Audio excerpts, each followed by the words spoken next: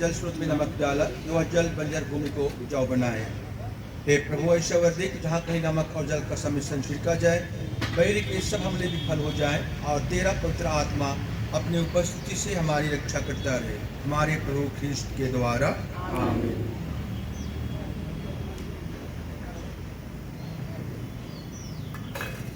हे पिता हमारे जो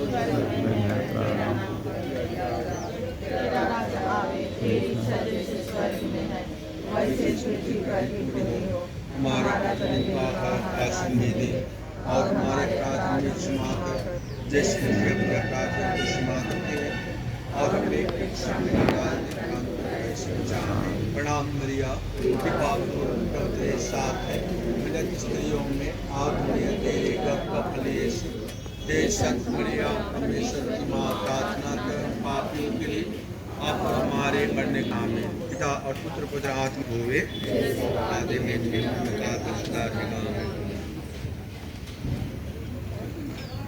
आइए अब हम इस नए घर पर ईश्वर की आशीष और कृपा की याचना करें। एक साथ मिलाकर के सुंदर पारिवारिक दायित्व दिया है, और तू चाहता है कि यह परिवार तेरे प्रेम, शांति और एकता का केंद्र बने, और इस परिवार से तेरे प्रेम की ज्योति दूर दूर तक फैले, उन सब लोगों तक जो अभी तक तेरे प्रेम की ज्योति से वंचित है। आज प्रार्थना करते हैं श्री अशोक कुजूर और नूतन के परिवार पर विशेष आशीष और कृपा वर्षा, विशेष इस घर पर जिसको उन्होंने अपने रहने के लिए निर्माण किया है, और इनके बेटे बेटियों पर अपनी आशीष और कृपा वर्षा, उन्हें माता पिता के संरक्षण में आध्यात्मिक, शारीरिक और बौद्धिक विकास करने में मदद करें, ताकि वे माता पिता के संरक्षण में रहकर अपने भावी जीवन को उज्ज्वल बना पाए और एक दिन घर का नाम रोशन कर पाए। हम प्रार्थना करें, हे प्रभु तू हमारे साथ रह जा। हे प्रभु, अपने सेवक सेविकाओं की सुधि ले, विशेष करके अशोक कुजूर और नूतन जो आज इस घर का उद्घाटन करते हुए तेरी दया, आशीष और कृपा की याचना करते हैं। इस घर में रहते समय वे तेरी शरण का अनुभव करें, यहाँ से निकलते समय तेरी संगति से आनंदित हो, और यहाँ लौटने पर तेरे आतिथ्य का सुभोग करें। ये घर जिससे तूने श्री अशोक और नूतन को एक साथ मिला करके निर्माण किया है, अपनी आशीष और कृपा बसा। ये घर तेरे प्रेम, शांति और एकता का केंद्र बने, और ये तेरे प्रेम में सदा अपना जीवन व्यतीत करें, और इस घर में रहते समय ये तेरी सुरक्षा का अनुभव करें, अर्थात तेरी उपस्थिति इन्हें हर तरह से सुरक्षित रखे, विशेष करके प्राकृतिक प्रकोपों से, जाड़ा, गर्मी, बरसात, आंधी तूफान से, नाना प्रकार के आकस्मिक दुर्घटना जैसे आगजनी या तोड़फोड़ या लूटपाट से इन्हें बचाए रखो, या वज्रपात से, साथ ही नाना प्रकार के विषैले जंतुओं से इन्हें सुरक्षित रखें, ताकि ये सुरक्षित, सकुशल, सुस्वस्थ रह करके रोज रोज तेरी महिमा और प्रशंसा कर पाए और अपने पारिवारिक जीवन का आनंद ले पाए।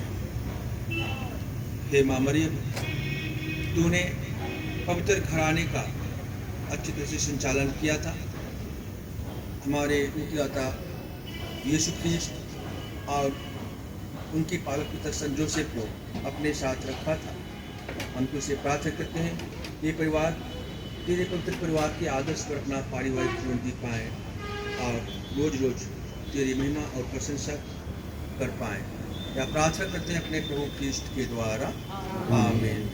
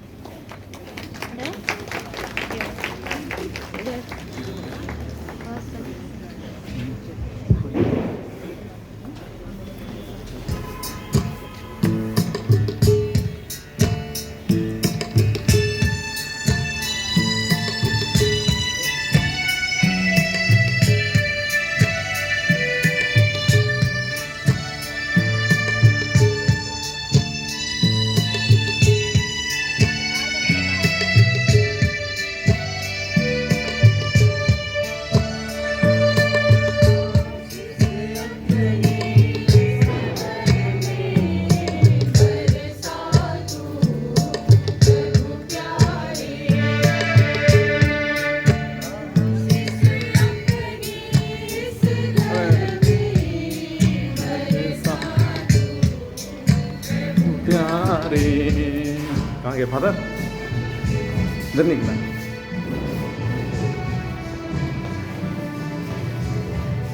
अच्छा ये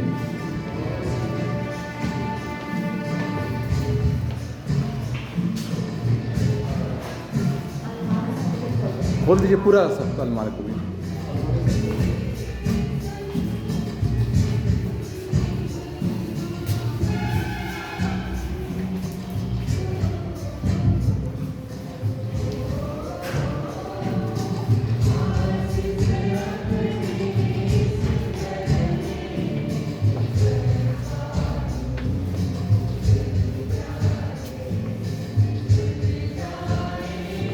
ठीक है, ऊपर भी चलेंगे ना बात।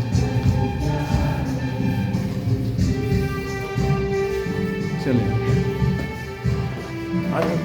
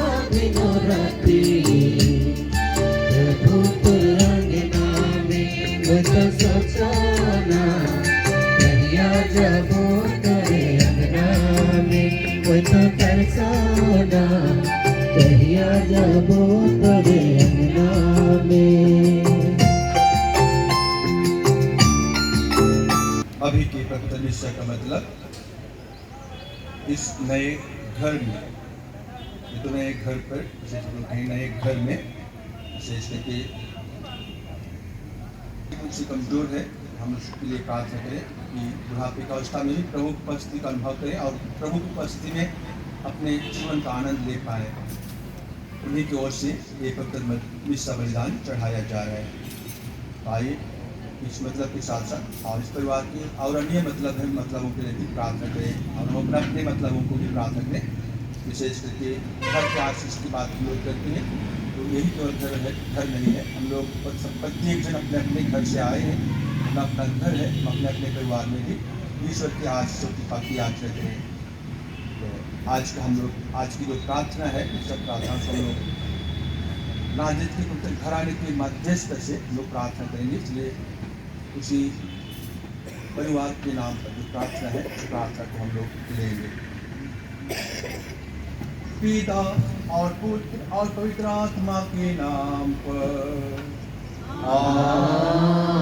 आमीन। हमारे प्रभु यीशु की कृपा, ईश्वर का प्रेम तथा पवित्र आत्मा का सहचर्य आप सबों के साथ हो।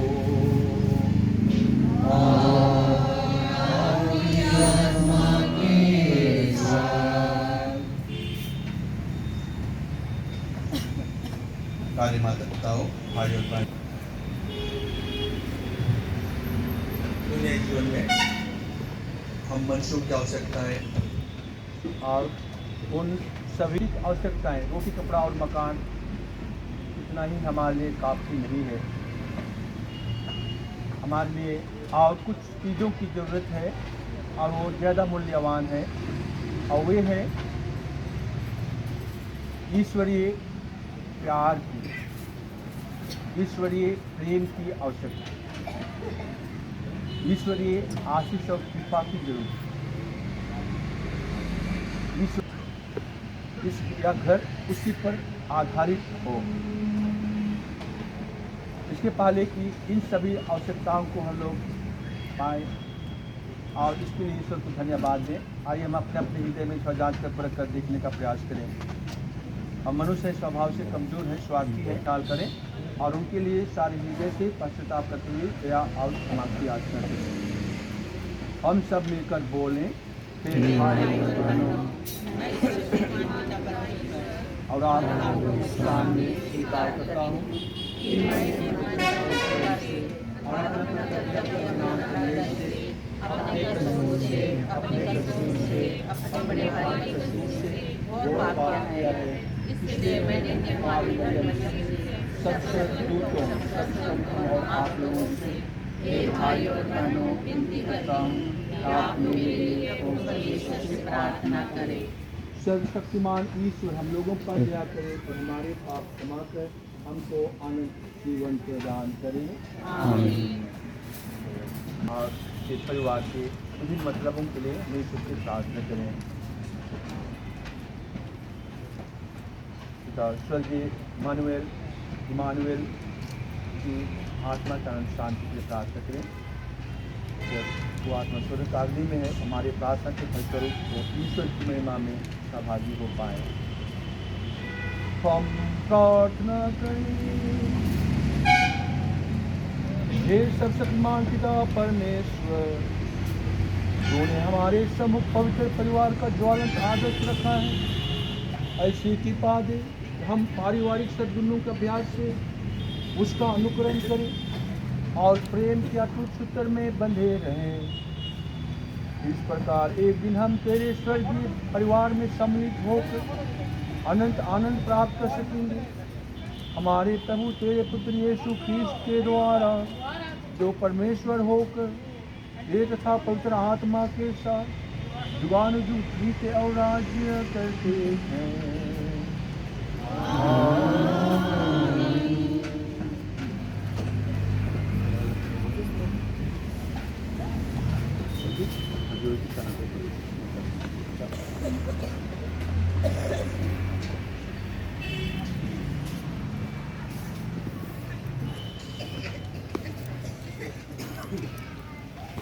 पहला पाठ प्रवक्ता ग्रंथ।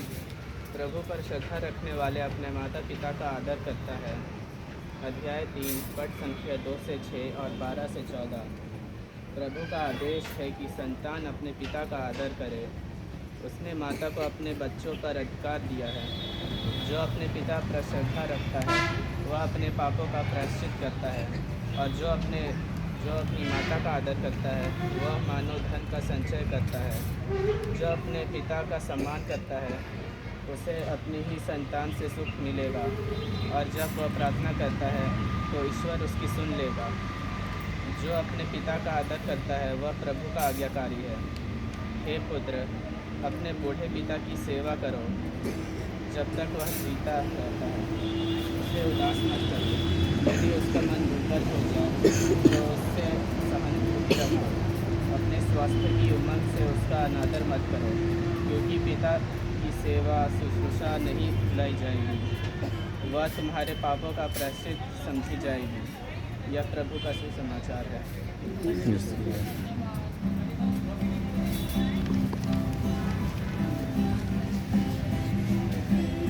कविता गाती है सन्ना तेरी, सृष्टि में तेरी कविता गाती है सन्ना तेरी, सारी धरा पर गूंजती है विश्व महिमा तेरी।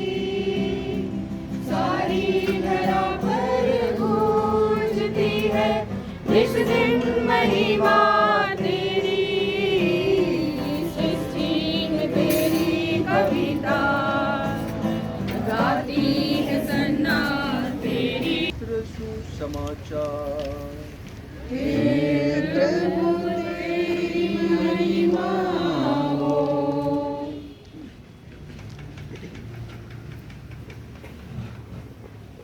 ज्योतिषियों के जाने के बाद प्रभु का दूत यूसुफ को स्वप्न में दिखाई दिया और बोला, उठिए, बालक और उसकी माता को लेकर मिस्र देश को भाग जाइए।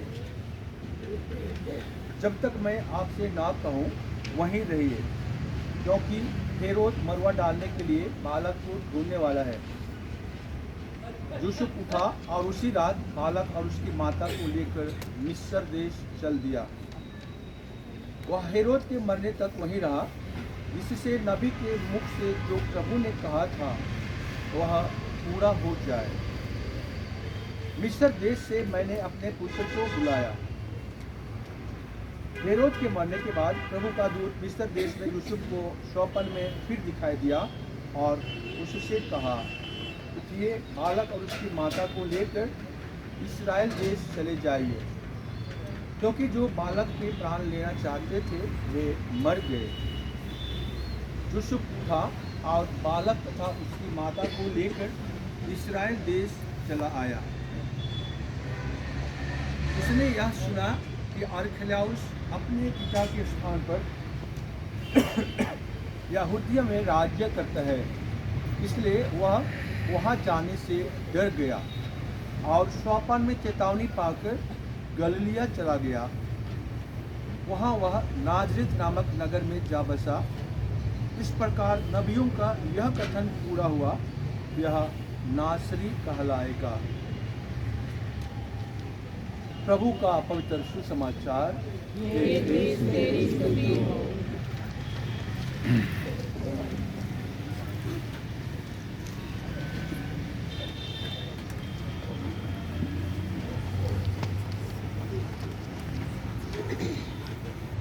जैसे कि निशा के शुरू में ही मैंने कहा, हम मनुष्यों की आवश्यकताएं अनंत है और उन अनंत आवश्यकताओं में 3 मुख्य आवश्यकताएं हैं, रोटी, कपड़ा और मकान। यदि हम इन चीज़ों को पाते हैं तो हमें लगता है कि हमारी सारी आवश्यकताएं पूरी हो गई हैं। ये स्विच ऑन किए रखने से लाइट जलेगा तो पता चलेगा कि लाइट आया। हम अपने रहने की धार्मिक आवश्यकताओं को भुला देते हैं, जो हम आत्मिक क्रिस्तीय माता पिताओं के लिए या तो हम आत्मिक क्रिस्तीय विश्वासियों के लिए जरूरी है। जो आध्यात्मिक चीज़ें, हम इन्हीं भौतिक चीज़ों के आधार पर ही केवल ये नहीं कह सकते हैं हमारा पारिवारिक जीवन अच्छा है, हमारी पारिवारिक जीवन की आवश्यकताएँ पूरी हो गई। जैसे आज के वचन को हमने सुना, पवित्र परिवार के बारे में जो बातें कही गई हैं, और हम उसी पवित्र परिवार के मध्यस्थ से इस बुजुर्ग परिवार के लिए ईश्वर की आश को कृपा की याचना करें। अगर पवित्र परिवार को हम लोग आदर्श मानते हैं और उसकी मध्यस्थ से हम प्रार्थना करते हैं, तो पवित्र परिवार को हम लोग देखेंगे तो यही पाएंगे। तो पवित्र परिवार के लिए मैंने जिन भौतिक आवश्यकताओं का जिक्र किया, जिसको हम लोग अति आवश्यक महसूस करते हैं, वे चीज़ें उनके पास एक भी नहीं थी। ना उनके रहने के लिए आवास था, ना उनको पहनने ओढ़ने के लिए कपड़े थे, और न ही खाने के लिए कुछ अनाज। तो हम लोग उसको कैसे परिवार कर सकते? उनके पास कुछ भी नहीं था, लेकिन फिर भी वो परिवार जिनका ना तो कोई छाव ठिकाना था, जिनके पास ना खाने के लिए कुछ था, ना पहनने ओढ़ने के लिए कुछ था, वही परिवार हम सबों के लिए, हम लोग आत्मिक से विश्वास का जीवन जीते हैं, हमारे लिए आदर्श परिवार बन गया। और आदर्श परिवार इसलिए बन गया क्योंकि वो परिवार जो बसा, उस परिवार का केंद्र बिंदु कौन था? यीशु। तो परमपिता ईश्वर जो प्रेम है, अपने प्रेम का प्रतीक अपने आप को पुत्र यीशु क्रिस्त में प्रकट किया और उस परिवार में उसे मरियम और जोसेफ के परिवार में निवास किया। और ये तीनों व्यक्ति एक ही परिवार ईश्वरीय प्रेम के भीतर में बने और वो एक परिवार का निर्माण किए, एक सुंदर घर का निर्माण किया। और उस परिवार का अगर हम लोग कहेंगे घर रहने का या ठिकाना बोलेंगे तो सारी सृष्टि, ईश्वर सारी सृष्टि का मालिक है, सारी सृष्टि का मालिक है, सारी सृष्टि उसका घर, उसकी घर की कोई सीमा नहीं है। जैसे हम लोग यहाँ पर देख रहे हैं घर तो इस पत्थर का बना है, ये 4 दीवार, कोई भी घर बनाते हैं तो 4 दीवार निश्चित है और 4 दीवार के अंदर जो बनता है उस जगह को हम लोग स्थान को कहते हैं घर कर, आवास कर। लेकिन ये पवित्र परिवार ईश्वरीय प्रेम पर आधारित था और इसलिए उसकी कोई सीमा नहीं। ईश्वर का प्यार असीम है, ईश्वर का प्यार असीम है तो अनंत है, हम लोग का नहीं कह सकते हैं, हम लोग उसको सीमा में नहीं बांध सकते। इसलिए वो परिवार ईश्वरीय प्रेम पर आधारित था, आधारित है। और जो ईश्वरीय प्रेम पर आधारित है तो इसके लिए और दुनिया की जरूरत नहीं है, वो सब कुछ अपने आप ही लिए मिल जाता है।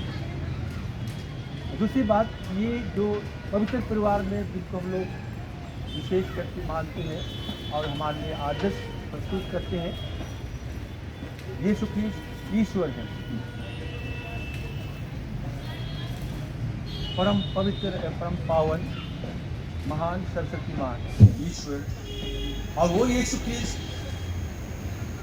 कुंवारी मरियम से जन्मा और ईश्वर ने कुंवारी मरियम को यीशु ख्रीस्त की माँ बनने के लिए विशेष रूप से चुना और विशिष्ट ना, अति विशिष्ट हम लोग कह सकते हैं। ईश्वर ने उसको आदि पाप के कलम से बचाए रखा और सुरक्षित रखा ईश्वर की माँ बनने के लिए। और संत जोसेफ बिल्कुल साधारण हम लोगों की तरह, ये तीनों व्यक्तियों का नेचर अलग अलग था, लेकिन फिर भी लोग ईश्वरीय प्रेम में एक बने रहे और ईश्वर की इच्छा के अनुसार अपने पारिवारिक जीवन को जिए। यीशु ख्रीस्त का जन्म बेथलेहम में हुआ, तब कोई घर नहीं था। बेथलेहम से हम लोग कहाँ गए पता नहीं, लेकिन हम लोग इतना पता है नाज़रेत आए थे कि नहीं आए थे, लोग बेथलेहम में रहे होंगे और वहीं से उनको मिस्र देश भागना पड़ा। मिस्र देश बहुत दूर है, लाल समुद्र पार करके उधर जाना पड़ता है। कहाँ किधर से गए, उधर जाने से वहाँ पर लोग नक्शा बना दिया है किधर से गए उसका। जहाँ लोग संत जोसेफ और मरियम रहे थे मिस्र देश में, इस जगह जाने के लिए लोग रूट बना दिए हैं। ऐसे वो लोग गए पैदल और वहाँ उनका कोई और ठिकाना नहीं था, लेकिन फिर भी वहाँ पर रहे और फिर वहाँ से आगे और आकर के नासरेत में निवास किया। ऐसा ये परिवार। तो हम जब पवित्र परिवार को अपना आदर्श मानते हैं और पारिवारिक जीवन जीते हैं तो हमारे लिए ये आवश्यक है कि ये परिवार उसी पवित्र परिवार की तरह ईश्वरीय प्रेम पर आधारित हो, ईश्वरीय प्रेम, शांति और एकता में और अपना पारिवारिक जीवन जिए। अगर हम ईश्वरीय प्रेम, शांति और एकता में अपना पारिवारिक जीवन जीते हैं ईश्वर की इच्छा के अनुसार, तो हमारी हर भौतिक आवश्यकताओं की पूर्ति होगी। जैसे अभी तक हम लोग अनुभव कर रहे हैं इस परिवार के लिए, बुजुर्ग परिवार के लिए। बाबा मानुएल नहीं रहे, लेकिन उसके उत्तराधिकारी हैं अशोक कुजूर और माँ उनके बेटे बेटियाँ जो भी हैं घर में ईश्वरीय प्रेम और उसी प्यार में अपना जीवन जी रहे हैं। और इनकी जो भी आध्यात्मिक आवश्यकताएं, ये भौतिक आवश्यकताएं हैं, वो अपने आप पूरी हो रही है, क्योंकि ईश्वर ने हमें ये सुंदर दायित्व सौंपा है, पारिवारिक दायित्व, तो वो निश्चित रूप से हमारी आवश्यकताओं को पूरी करेंगे, निश्चित रूप से आवश्यकताओं को पूरी करेंगे। ये सुंदर घर बना अपना काफी नहीं है। बेटे बेटियां हैं, माता पिता का अधीन में रहेंगे, पढ़ेंगे लिखेंगे, वो लोग एक दिन अपने व्यक्तित्व को पाएंगे और अपना जो लक्ष्य है उसको प्राप्त करेंगे। उनका जीवन सुंदर होगा, उनका जीवन सुंदर होगा और ये घर बनेगा। ये घर वास्तविक घर नहीं है। जो बेटा बेटी लोग हैं बढ़ेंगे, बड़े होंगे, उनका घर बनेगा, वो घर होगा। अभी मानवीय का घर था, अशोक का घर बना, अशोक के बाद में उनके बेटों का घर बनेगा। ये घर बनते जाएगा और इस परिवार से जितने भी लोग जुड़ेंगे, ये इसकी सीमा नहीं रहेगी, इसकी सीमा हम लोग सीमांकन नहीं कर सकते। ये पवित्र परिवार, ये सब इसलिए क्योंकि आध्यात्मिक जीवन से ये जुड़ा हुआ घर है। आध्यात्मिक जीवन ईश्वरीय प्यार से, ईश्वरीय प्यार से। जैसे मैंने कहा कि जोसेफ और मरियम और यीशु ख्रिस्त के लोग अलग अलग नेचर के थे, लेकिन फिर भी वो ईश्वरीय प्रेम के बंधन में वो लोग बंधे रहे। कभी भी कोई भी किसी एक दूसरे को अपनी पढ़ाई नहीं सुनाई या तो अपने आप में घमंड नहीं किए। यीशु ख्रिस्त ने कभी नहीं कहा कि मैं ईश्वर हूँ, हमको किसी तरह की कोई चीज़ की जरूरत नहीं, कभी नहीं कहा। हाँ, एक बार कहा जब वो 12 वर्ष का था, हो गया था, लोग ढूंढ रहे थे और पाए, तो उन्होंने इत्तेफाक से कहा दिया कि आप लोग को मालूम होना चाहिए था कि मैं कहाँ पर हूँ, मैं अपने पिता के घर में, आपको पता होना चाहिए था। ऐसा उन्होंने, हाँ, मुझे ये बात समझ में आई कि नहीं पता नहीं, लेकिन इस ने उस समय ये कहा था, वास्तविकता को बताया था। माँ मरियम इन बातों को संजो करके रखी अपने जीवन में। जोसेफ को ये बात समझ में आई नहीं, पता। और इसी तरह से माँ मरियम ने भी कभी भी जोसेफ को ऐसा तुच्छ नहीं समझी कि कहाँ का गंवार है बोल देने जैसा नहीं बोली। कभी भी लोग साथ में रहे और संत जोसेफ, उसको पता था, क्योंकि उसको भी काबिल दूत के द्वारा संदेश मिला था कि माँ मरियम पवित्र आत्मा की कृपा से गर्भवती होगी और पुत्र प्रसव करेंगे, और वो भी पवित्र आत्मा की कृपा से, इसलिए वो महान होंगे। जोसेफ को पता था, और इसलिए वो एक साधारण व्यक्ति भी जो पढ़ाई का काम करता था, उनके पास कोई बड़ी नौकरी नहीं थी, अधिक पैसा नहीं मिलता था, उस परिवार का पालन पोषण किया ईमानदारी से, ईमानदारी से, ईमानदारी से। वो अपना जो दायित्व था, ईश्वर ने उसको पुत्र यीशु ख्रिस्त का पालक पिता नियुक्त किया था, भली भांति निभाया। और जैसे मैंने कहा कि यीशु ख्रिस्त ईश्वर होकर के भी जोसेफ और मरियम के अधीन रहे, इसलिए ये हम सबों के लिए, हमारे परिवार के लिए एक नमूना है। हम माता पिता हैं, माता पिता ईश्वर की योजना के तहत ईश्वरीय प्रेम के बंधन में बंध करके हम दाम्पत्य जीवन जीते हैं, और हमारे दाम्पत्य जीवन में ईश्वर का आशीर्वाद हमारी संतान हो। हम जैसे भी हो अपना दायित्व अच्छी तरह से निभाते हैं, प्यार करें, और ये तभी होगा हम माता पिता एक दूसरे को प्यार करेंगे और अपनी संतान की देखभाल अच्छी तरह से करेंगे, उनके भावी जीवन को हम उज्ज्वल करेंगे। इसमें इन्हीं दोनों की तरफ, जोसेफ और मरियम की तरफ ईमानदार बनना है, कर्तव्यनिष्ठ बनना है, और अपना जो उत्तरदायित्व है उसको निभाना है कि ये ईश्वर का वरदान मेरे लिए इनके भावी जीवन को उज्ज्वल बना। ये होगा तभी जब हम ईश्वरीय प्रेम में अपना पारिवारिक जीवन जिएंगे। और उसी तरह से बेटे बेटियों को भी, बच्चे बच्चों को भी ये आवश्यक है आज के युग में, क्योंकि हम लोग आजकल यही सोचते हैं और कहते भी हैं कि हमारे बेटा बेटी लोग बहुत स्मार्ट हैं और हम माता पिता तो कम स्मार्ट हैं। लोग कम पढ़े लिखे रखते हैं और कोई लगता से स्कूलों परिवार के लिए ईश्वर के आशीष कृपा आशीर्वाद सदा बनी रहे।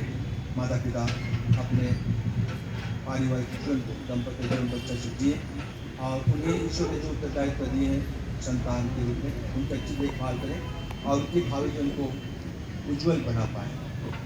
ईश्वर इन्हें हर तरह से सुरक्षित रखे। जैसे हम लोगों ने प्रार्थना की ये घर अपनी सुरक्षा के लिए ईश्वर की उपस्थिति इस घर में हो और इन्हें हर तरह से सुरक्षित रखे। हर तरह की परिस्थिति में हम चाहे तो प्राकृतिक हो या तो और अन्य तरह की जो असुरक्षा है उससे इन्हें बचाए रखे।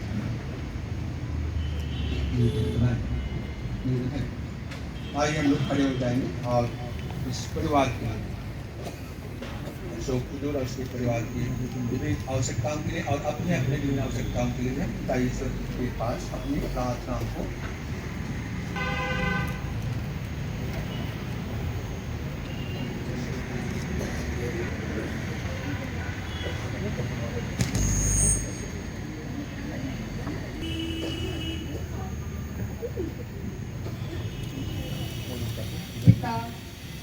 इमानुएल कुदूर के 22वें पुण्यतिथि पर हम पिता परमेश्वर से प्रार्थना करते हैं कि उनकी आत्मा अनंत शांति में निवास करे। इसके लिए हम निवेदन करें।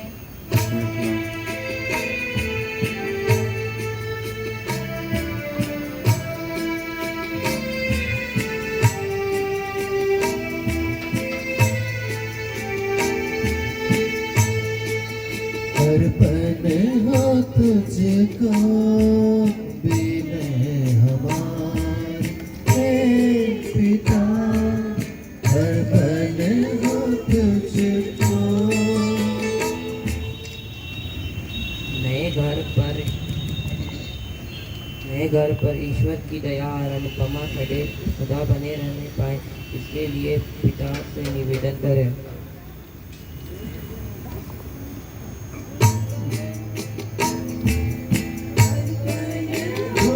तुझको बिने हमारे पिता, अर्पण हो तुझको। इस नए घर और उनमें बसने जा रहे क्रिस्त परिवार पर विशेष कृपा प्रदान कर कि पवित्र आत्मा सदैव उनके साथ रहे। इनके लिए हम पिता ईश्वर से निवेदन करें। अर्पण तुझको बिने हमारे पिता, अर्पण हो तुझको।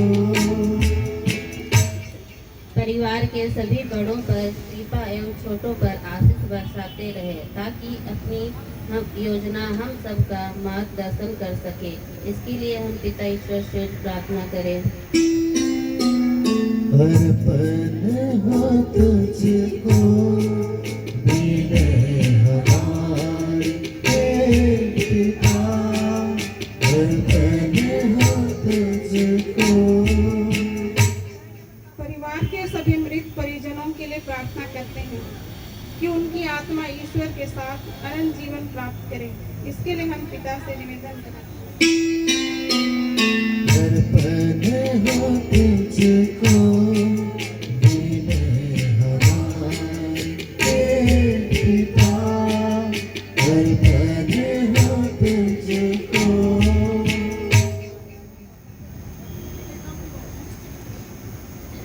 हम आज के विषय के मतलबों को ख्याल करेंगे। जो भी मतलब आज हम चढ़ाए हैं विशेष करके परिवार के जो मतलब और उन्हीं मतलबों को अभी भी चढ़ाया गया है। पिता परमेश्वर स्वर्गीय इमानुएल कुदूर की दिवंगत आत्मा को अनंत शांति प्रदान करे। जो आत्मा शुद्ध अग्नि में है, हमारे प्रार्थना के फलस्वरूप क्योंकि सभी छोटे बड़े दुष्टताओं से मुक्त करके तथा शीघ्र उन्हें अपने महिमा में सहभागी बना ले। हम प्रार्थना करें। तुझको बिने हमारे पिता, अर्पण हो तुझको। हे सर्वशक्तिमान परमदयालु पिता परमेश्वर, ये सब हमारी कुछ प्रार्थनाएं हैं तो हमारा हृदय जानता है। हमारी आवश्यकताएं अनंत हैं इस समय हम अपने आध्यात्मिक लाभ के लिए जिन आवश्यकताओं को प्रार्थनाओं को तेरे चरणों में अर्पित किए हैं उन्हें यथाशीघ्र पूरी करने की कृपा कर। हम यह प्रार्थना करते हैं अपने प्रभु ख्रीष्ट के द्वारा, आमीन।